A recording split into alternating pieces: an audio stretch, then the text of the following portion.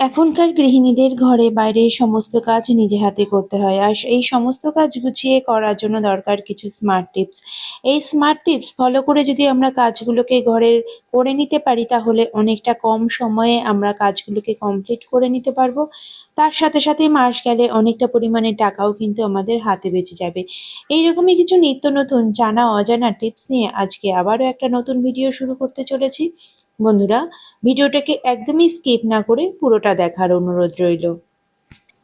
বন্ধুরা, আমরা তো বাঙালি আর আমাদের প্রত্যেক দিনই প্রায় মাছ তো রান্না হয়, কিন্তু অনেক সময় দেখা যায় যে আমরা মাছ যখন কড়াইতে দেই, ভাজতে দেই, তখন এই মাছগুলো কড়াইতে এমন ভাবে আটকে যায় যে তার থেকে যে তেলটা উপরে থাকে সেটা কিন্তু বেরিয়ে আসে, আর মাছটা কিন্তু টেস্ট ভালো লাগে না যদি তেলটা বেরিয়ে আসে।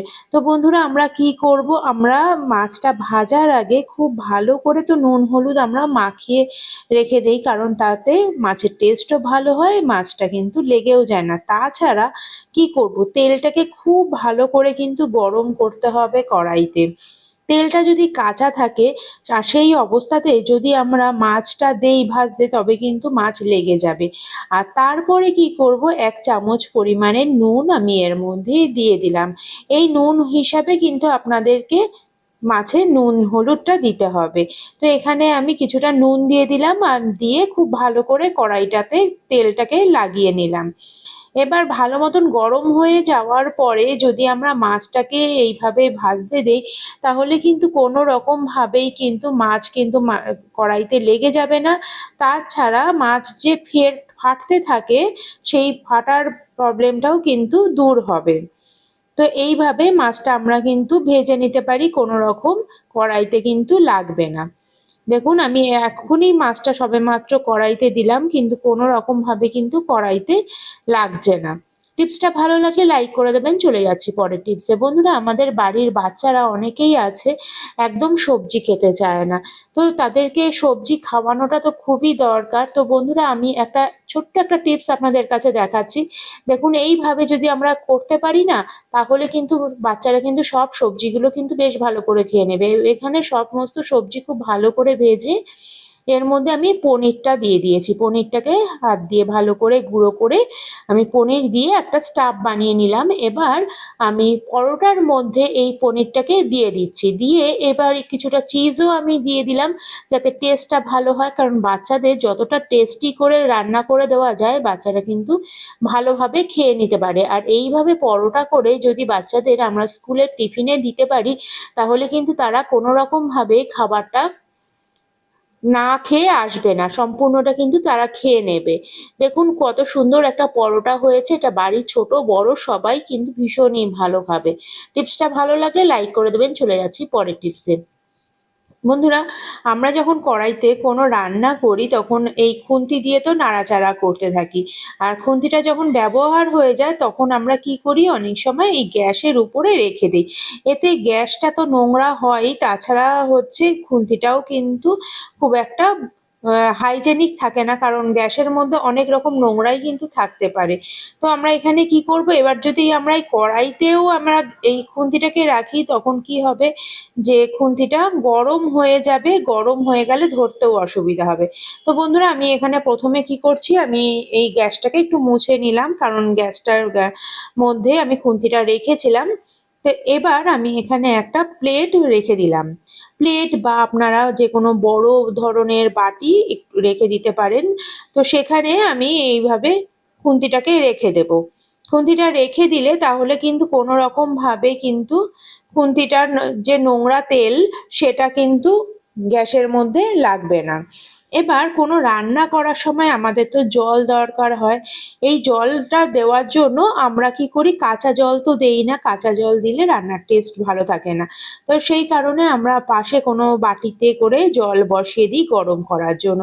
কিন্তু বন্ধুরা, দুটো গ্যাসে যে এরকম ভাবে যদি আমরা গ্যাসে জল গরম করতে থাকি, তাহলে কিন্তু আমাদের গ্যাসটা অনেকটা বেশি খরচ হয়। তো বন্ধুরা, আমাদের তো প্রত্যেকদিনই ভাত রান্না হয়, আর আমরা রান্না করার সময় তো ভাতটাও তো বসিয়ে দিই। এবার ভাতের সঙ্গে সঙ্গে যদি ভাতের হাঁড়ির উপরে একটা বাটিতে করে আমরা জল বসিয়ে দিই, আর সেই জলটা দেখুন, ভাতের হাঁড়ির জলটা গরম হতে হতে ওই জলটাও কিন্তু গরম হয়ে যাচ্ছে। এবার ওই জলটা নিয়ে যদি আমরা রান্নাতে দিয়ে দিই, তাহলে কিন্তু এক্সট্রা আমাদের যে গ্যাস খরচটা কিন্তু বেঁচে গেল। এই জলটা দেখুন, উপরের জলটা গরম হয়ে গেছে, আর এই জলটা আমি এই রান্নাতে দিয়ে দিলাম। এই জল গরমের জন্য কিন্তু কোনো রকম গ্যাস খরচ হলো না, বা ইলেকট্রিক কেটলিতে ইলেকট্রিকেও আমাকে কোনো কিছু করতে হলো না। টিপসটা ভালো লাগলে লাইক করে দেবেন। চলে যাচ্ছি পরের টিপসে। বন্ধুরা, এই যে দেখুন, পেস্টের একটা কভার নিয়েছি। এই পেস্টের কভারটা তো আমরা ফেলে দিই। তো বন্ধুরা, এই পেস্টের এই যে কভারটা আমরা না ফেলে একটা খুব ভালো কাজে কিন্তু আমরা লাগাতে পারি। তো বন্ধুরা, প্রথমেই মনে রাখবেন, এখানে আমি একটা ডবল টেপ যদি গাম থাকে, সেই ডবল টেপ গাম আপনারা লাগিয়ে দেবেন। আমার কাছে ডবল টেপ গাম ছিল না, সেই কারণে আমি এইখানে একটা সেলোটেপকে এইভাবে ডবল করে লাগিয়ে নিচ্ছি। আপনাদের অবশ্যই আপনারা চেষ্টা করবেন ডবল টেপ গাম লাগানোর, কারণ সেলো টেপে কিন্তু খুব ভালো বেশি লেগে থাকবে না। তো এখানে আমি একটা সেলো টেপটাকে, দুটো তিনটে সেলো টেপ এইভাবেই আমি লাগিয়ে নিচ্ছি। এখানে এবার এটা লাগিয়ে নিলাম। এবার দেখুন আমি এটা কোন কাজে লাগাচ্ছি। তো বন্ধুরা, এই যে গ্যাস বার্নারের পাশেই যে দেওয়ালটা থাকে, এই দেওয়ালের মধ্যেই আমি এটাকে লাগিয়ে দিলাম। এটা এতটা সুন্দর একটা কাজ হবে বন্ধুরা। এখানে আমি গ্যাস লাইটারটাকে এর মধ্যে রেখে দিলাম। আমাদের অনেক সময় কি হয়, গ্যাস লাইটারের যে স্ট্যান্ড থাকে সেটা হয়তো আমাদের কেনা হয় না বা থাকে না।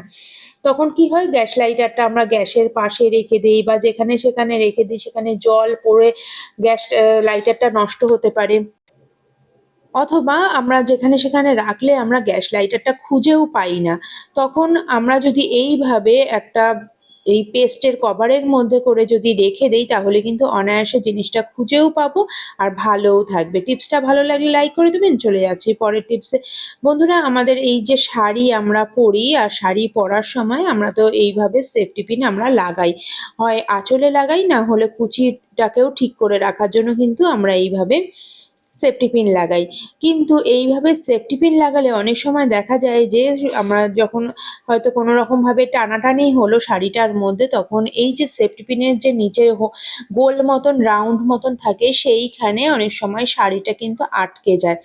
আর এখানে শাড়ি আটকে গেলে শাড়ি কিন্তু খুব তাড়াতাড়ি ছিঁড়ে যায় বা নষ্ট হয়ে যায়, কারণ ওটা খোলা যায় না। তখন আমরা টেনে টেনে খুলতে গিয়ে হয়তো শাড়িটাকেই ছিঁড়ে ফেলি।